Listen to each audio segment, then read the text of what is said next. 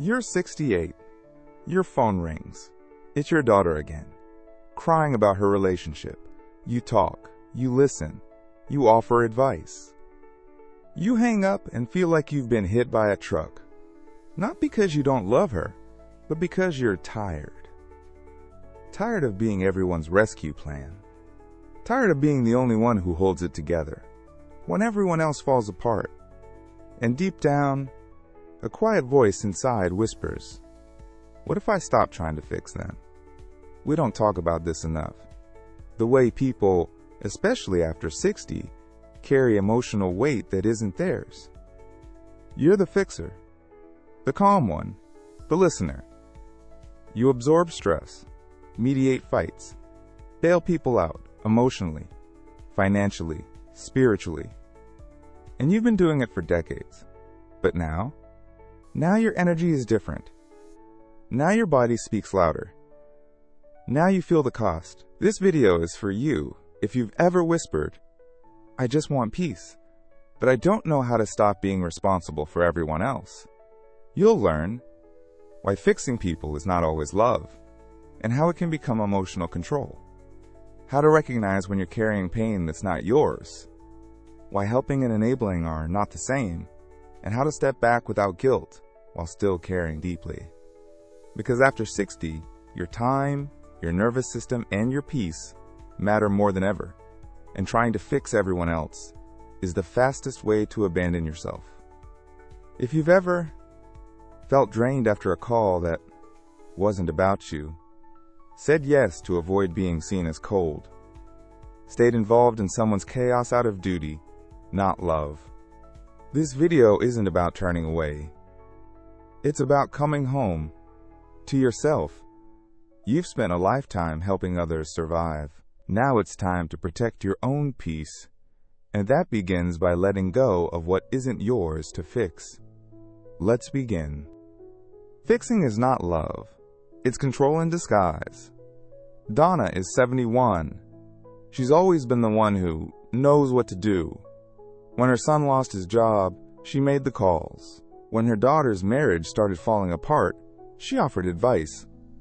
Sometimes even when it wasn't asked for. When her sister made bad decisions, she stepped in again and again.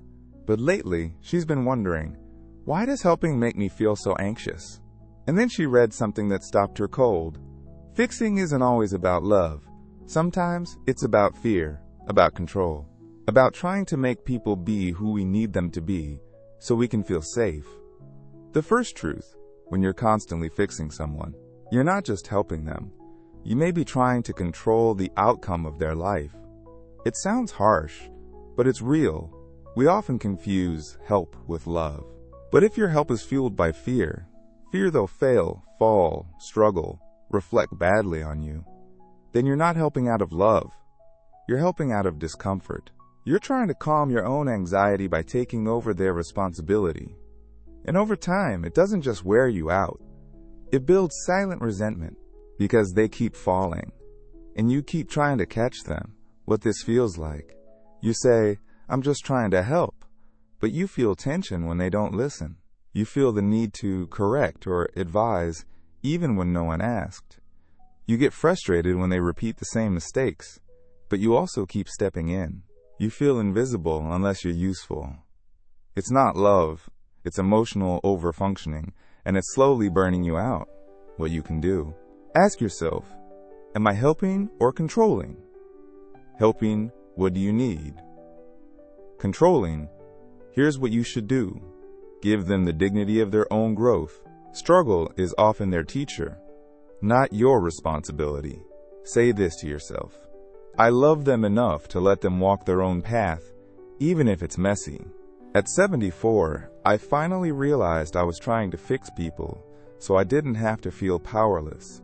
Letting go was the bravest thing I've ever done. Deeper truth. Helping is love.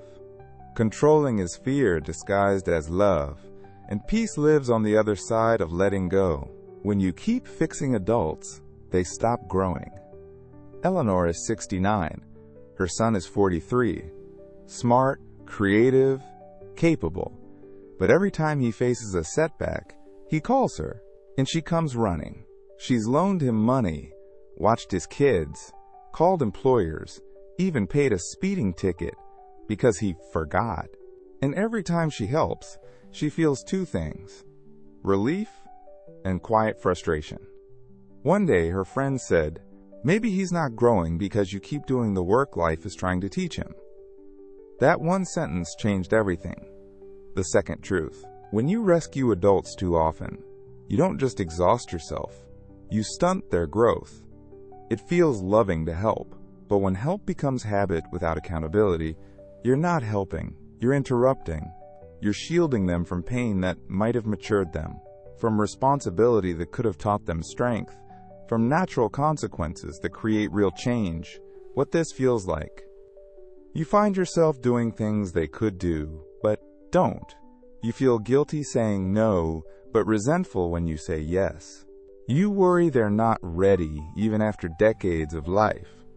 You realize you're more invested in their growth than they are. It's not because you're unkind. It's because you care deeply, but your love should never come at the cost of their self-respect or your peace. What you can do: pause before stepping in. Ask, is this something they could solve on their own? Let silence do the teaching. Don't rush in with solutions. Give them the space to rise. Say this softly to yourself: I'm not abandoning them. I'm allowing them to become who they're meant to be. My adult children were capable, but I kept stepping in. At 70, I realized I was the one holding them back, not life. Deeper truth: when you stop over-functioning, you give others a chance to step into their strength, and you get your life back. Have you ever realized you were doing too much, and they weren't doing enough? Type #2 inches in the comments if this part hit home, or just sit in silence for a moment. That too is a form of letting go. You can't pour from an empty cup. Say no without apology. George is 72.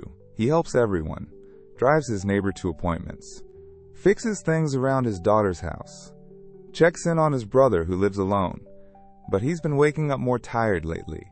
His knees ache, his sleep is shallow, and when he finally takes one day to rest, the phone rings again, and he hears himself say yes, even as his body whispers, "Please, not today."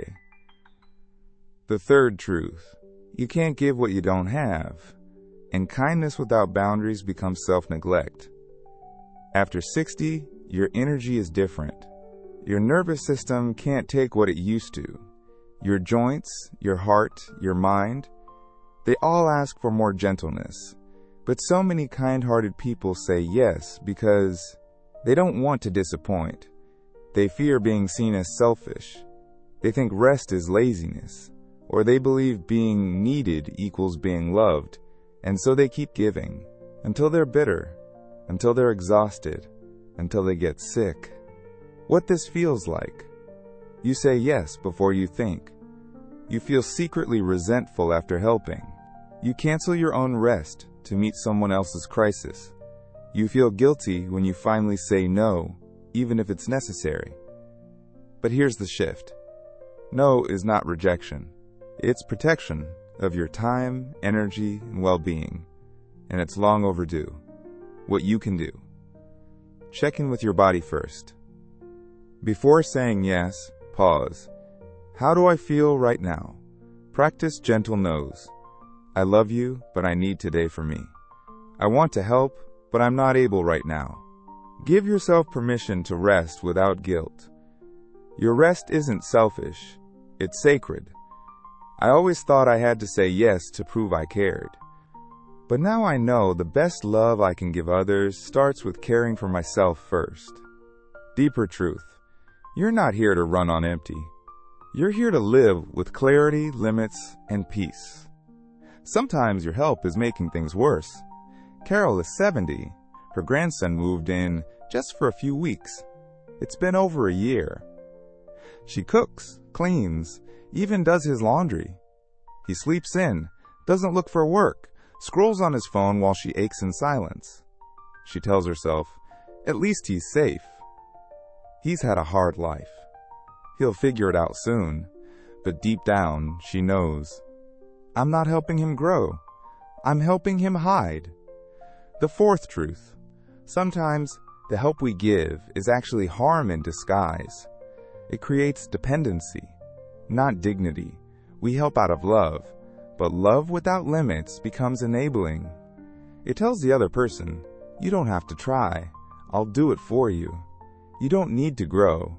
I'll carry you. You don't need responsibility. I'll cushion the consequences. And what feels like support quietly becomes a trap for them and for you. What this feels like. You feel increasingly resentful after helping. The other person becomes less independent, not more. You feel stuck, like you can't stop without hurting them. You tell yourself, if I don't help, who will? But here's what most people never say. Letting someone experience the consequences of their choices may be the kindest thing you can do. What you can do. Ask, is this empowering them or avoiding discomfort for both of us? Is your help a bridge or a crutch? Set clear expectations. I'm here to support you, not to carry you. Let outcomes unfold. You are not responsible for how they use their freedom, only that they have it. I thought I was saving my son by stepping in, but at 68, I finally realized I was keeping him small. Now I cheer from a distance and sleep peacefully at night. Deeper truth. Real love isn't about shielding someone from life. It's about trusting them enough to face it. Have you ever felt like your help made someone more stuck? Not stronger? Type #4 in the comments if this part hit deep. Or just sit for a moment and release what was never your job to solve. Letting go isn't rejection. It's respect for their journey. Martin is 73. He hasn't heard from his son in months. They argued about money, boundaries, old wounds. Martin used to call, text, explain, apologize. Even when he didn't believe he was wrong, he couldn't let go. He kept trying to fix it. Until one afternoon, standing alone in his quiet kitchen, he whispered, maybe loving him now means leaving him be. The fifth truth. Letting go isn't failure. It's choosing peace. Yours and theirs. After 60, you begin to realize something powerful. Not every relationship will be healed. Not every person you love will choose growth. Not every story gets a perfect ending. I'm trying to fix it all. Every misunderstanding, every regret, every choice they make can quietly break you. There's strength in holding on. But there's wisdom in letting go. What this feels like. You worry they'll think you don't care. You fear silence means loss. You feel guilt for backing away, even if it's breaking you to stay involved. You wonder, if I step back, who will be there for them? But here's the truth. Letting go doesn't mean abandoning someone. It means trusting that life will meet them where you no longer can. What you can do. Shift the question from, how can I fix them? To how can I honor myself? Love them from a distance. You can pray for them, cheer for them, care deeply, without constant involvement. Say this, softly but firmly. I choose peace over control. I choose dignity over guilt. I choose trust over fear. At 76, I let go of my need to be the hero. Now I sit in peace and trust that whatever needs healing will find its way, with or without me. Deeper truth.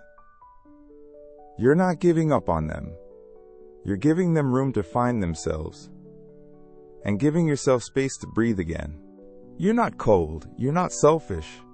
You're just finally free. Joan is 75. She used to carry everyone. Her daughter's emotions, her neighbor's drama, her late husband's regrets, even her grown son's indecision about what to do with his life. But not anymore. Now, her mornings are slower. Her phone is quieter. Her heart? Still full, but no longer heavy. And when someone says, "You've changed," she smiles and replies, "No, I just stopped fixing what wasn't mine to fix. Let's pause and remember the 5 truths we've uncovered. Fixing is not always love. Sometimes it's fear dressed up as care. When you keep rescuing, others stop growing, and you start fading. You can't pour from an empty cup. Peace requires boundaries. Even good intentions can become harm when they enable dependency. Letting go isn't cold. It's deep, sacred respect for everyone's path. You were never meant to be everyone's glue. You were meant to be whole, and that starts now. This is your permission slip. To stop apologizing for choosing rest. To stop proving your love by overgiving. To step out of other people's chaos. To let the next chapter be about freedom, not fatigue. What you can do today. Say no to something that drains you, and say it with grace. Let someone figure things out on their own, even if it's uncomfortable. Take 1 hour just for you.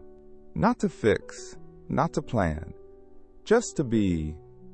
And, most of all, remember, your peace is not selfish. It's sacred. You've earned it. You've carried enough. You're allowed to rest now. Deeply, without guilt. Have you ever felt tired not from age, but from trying to fix everyone else? Leave a comment, even just #5 inches, if this video helped you breathe a little easier.